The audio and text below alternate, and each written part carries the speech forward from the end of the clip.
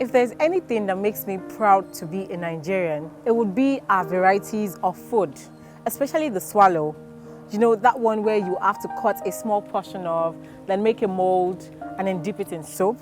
Yeah, that one. And to think that there are varieties of it, like various types of it, just makes life really beautiful. Well, my name is Elizabeth Aigbe, and you're welcome to another episode with me today on Behind the Brand. Stay with me, I'll be right back.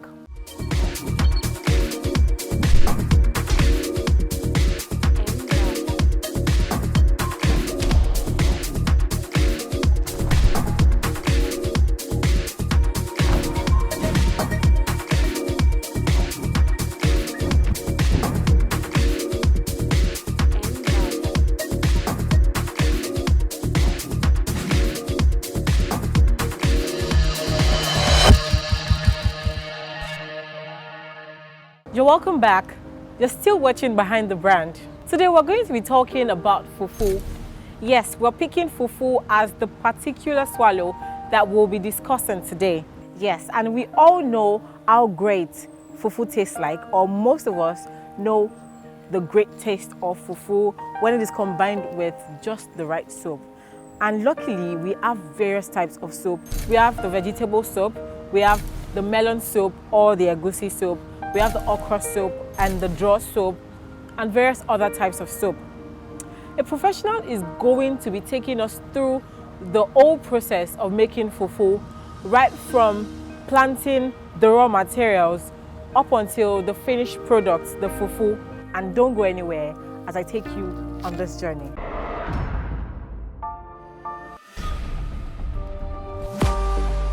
We had real dark chocolate. When you taste it, it's very chocolatey.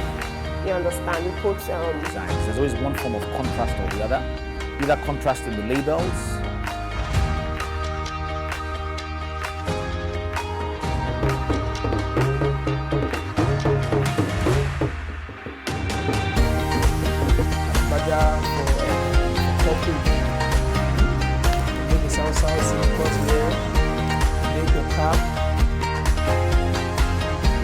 Very educating process on how to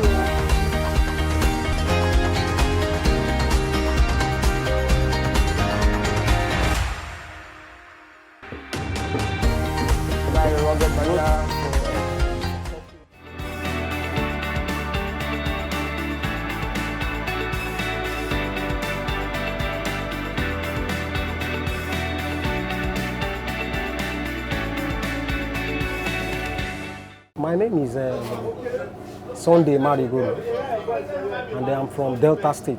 I'm married with 3 kids.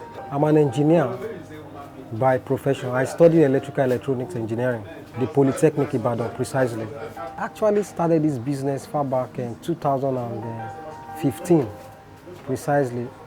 Having worked for several companies and taught in several schools, I decided to say, okay, at least I have gained several experiences in the working environment, working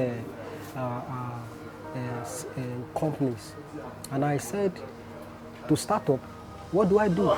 My wife came up with the idea, and she was telling me about this business. And I told her, I said, do you have an idea of what you are saying? Are you telling me to go into fufu making, semo, eba, wheat and the like, supplying to eateries, supplying to canteens, bookers, hotels, and then mama puts and the like? It sounds strange to me at first, but I haven't thought of it. I looked deeply into it. I said, you are making sense. I said, okay, no problem. Though this is one of the businesses that I do. I said, okay, no problem. Do you have an idea of this business you are talking about? She said, yes, she has actually understudied somebody in the past. I said, okay, no problem. So how do we go about it? So with the little fund that we had, then we started in our house. And we started processing, and we ordered for the product. We got the gadgets, all the things needed. And we started small. And over time, the business, just grown to this level that we are now.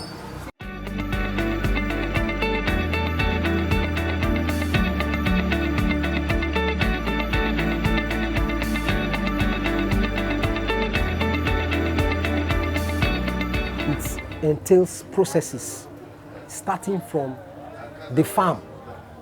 Of course, everybody knows what a farm is like. Of course, there must be a seed.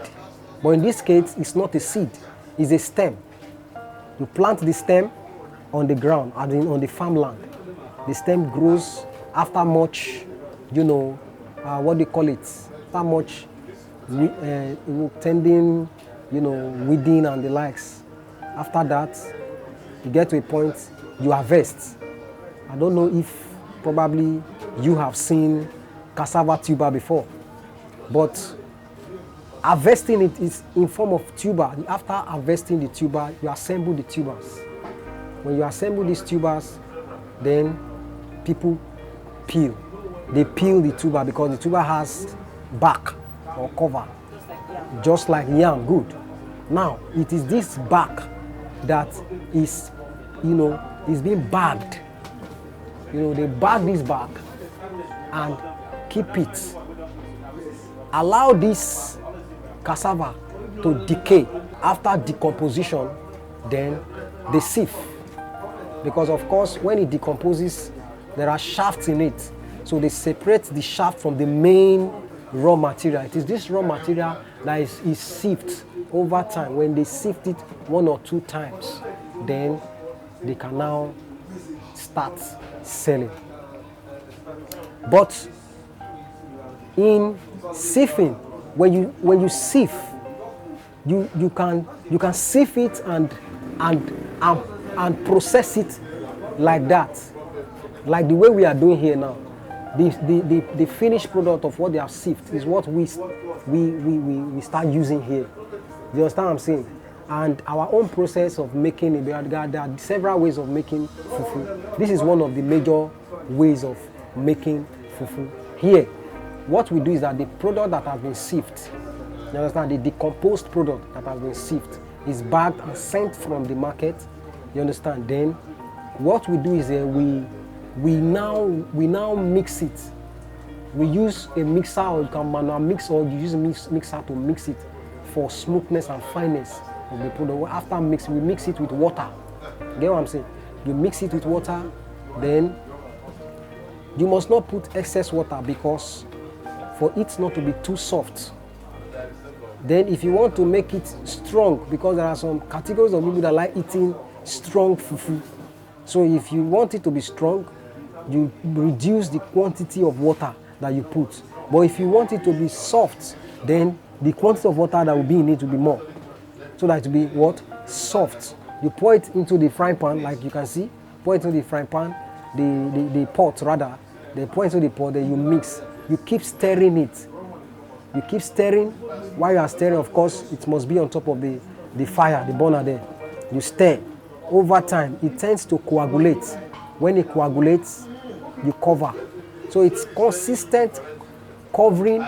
You turn, you cover, you turn, you cover. It will get to a point, then you have the finished product. That's the first processing. Then the other one is not everybody that does this kind of processing that we are doing. This one we are cooking it.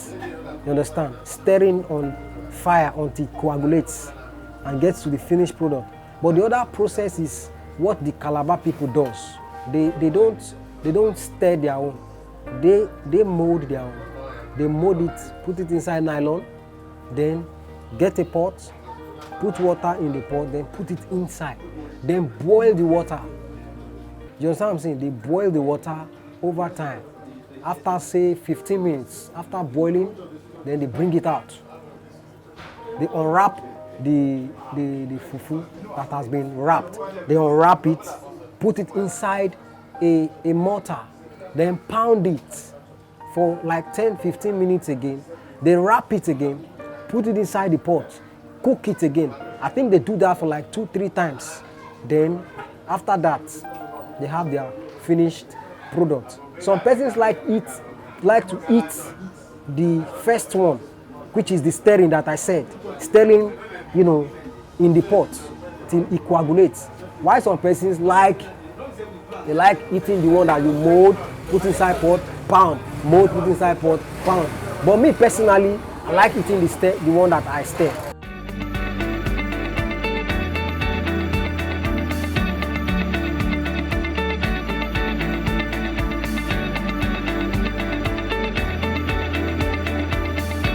there are several challenges, but as a business person, you must not be swayed or be discouraged.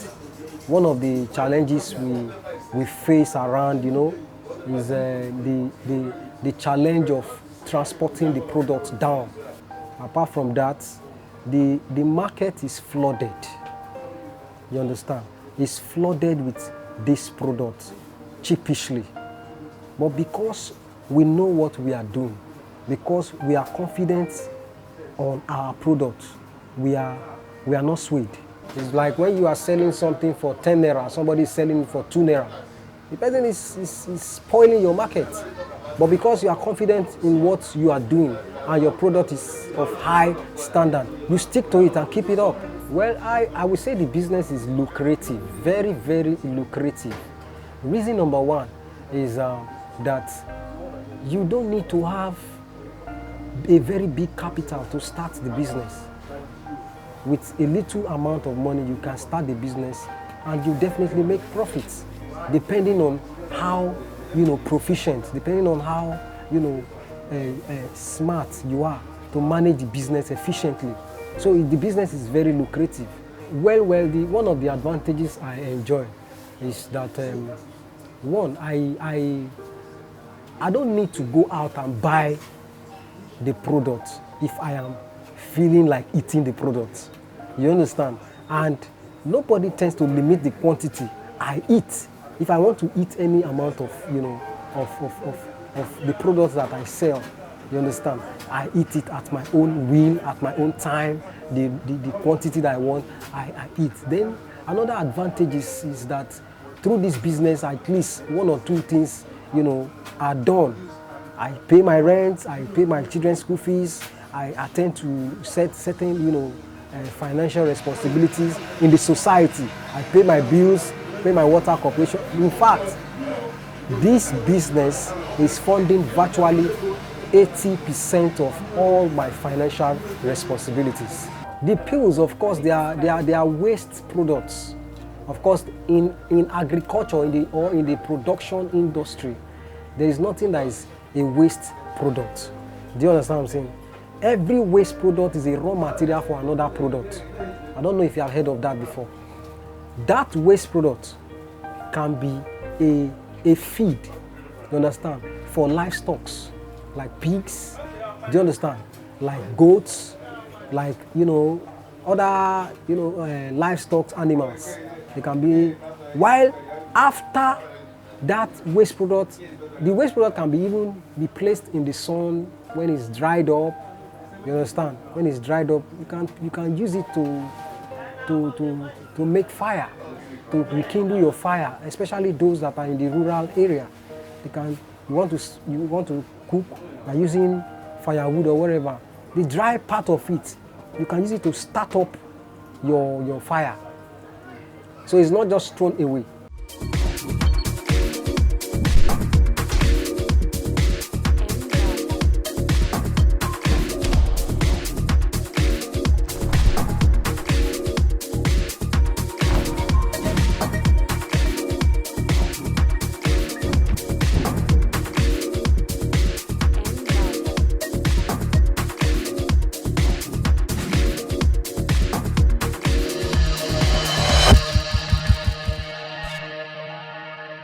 Fufu is a kind of a solid food that is made from cassava, and I would say I love to eat fufu. I prefer fufu to gari because whenever I eat fufu, I'm always comfortable, but when I eat gari, I'm always disturbed. So I'm not a fan of gari, so I prefer fufu. When it comes to the process of making it, I'm not really familiar with it, but I know my grandma then, she used to make fufu in the village. Whenever I go to the village, then I always watch her do it, but I'm not always, how will I put it, I was not very familiar with the process, but I know I watched her on 2 occasions do it, and she was one of the persons that really made me love fufu anyway. I prefer my fufu served with 3 particular kind of soup. I think the first one is the egusi soup, because that's my best. Thank you very much. And the next one is a vegetable soup. Then I think the list on the preference is ora soup. In Igbo we call it ofora. I'm not a fan of mixing soup together. Yes, but I can only mix egusi and vegetable at some point. Yeah, because maybe vegetable goes with egusi. Yeah, so but I'm fine with eating fufu just with a particular soup. Different kind of fishes because I'm a fan of fish, and there should be meat. Then this small insect is scatter inside the soup. Yeah, it should be there and she look good. Fufu na one of Naija best swallow. But they say na we Easterners na, but when I come go search the research, na from Benue na they discover am. That way I dey Makurdi. After work, you know, if I match am, na 6 to 6, I know they get shaking. That's why I like fufu. I dey visit farm now. Pops get enough farm. Na from cassava. If they root am, we go soak am for some days. After I don ferment, that e be like say they say na poisonous water or whatever. If you don't comot, then we carry am go pressing. They press finish, we cook am, then we start to turn. I believe na the last process be that. Then fufu don show be that. Nothing. I say best. E no get smell. See, that smell na aroma. Everything get different scents. And like the Yorubas, the way that they do it, they different. What I see experience for Lagos here. Those people, they don't carry and pass our process. Our process be like say long for them. You know, Yoruba na sharp. They all yours do them. That's why they don't know it so much gets that fine smell. Not be bad smell, oh, na aroma. You know, Yoruba they all do them like elubo. So they know our own. It can't pass through like it decay. You dey feel me? But now that one be the real that our pattern. They like am most times with, yeah, onugbo. It dey make sense. Our bitter swallow issue now, our leaf, you know. If you see that leaf there, na strength, na direct blood. Now we take stand for Biafra. Yes. Anything you like put, I dey like my okporoko, you know. I dey like so many. Anything you all know say they attract, they call me. I dey like inside the soup. Yes, I eat it. I don't like it. Because after you eat it, that's this smell that goes around you, even though you've washed your hands. And I'm not really a fan. I don't just like the smell. I don't eat it often, except my mom's first smell. But since I'm not still my mom, I don't eat it at all. Yeah, if we want to eat fufu, we eat it to get good soup, like egusi, like stockfish, boga fish, and also other meat, momo. So.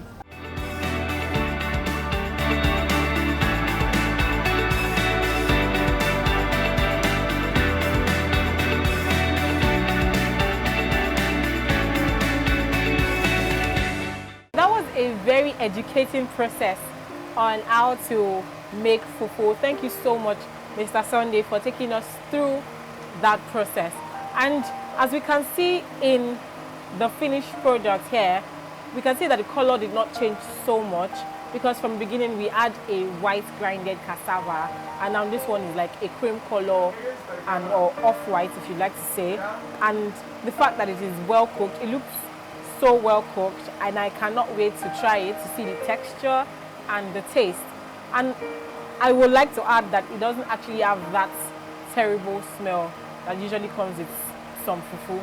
So it smells nice, and I'll be right back to taste it.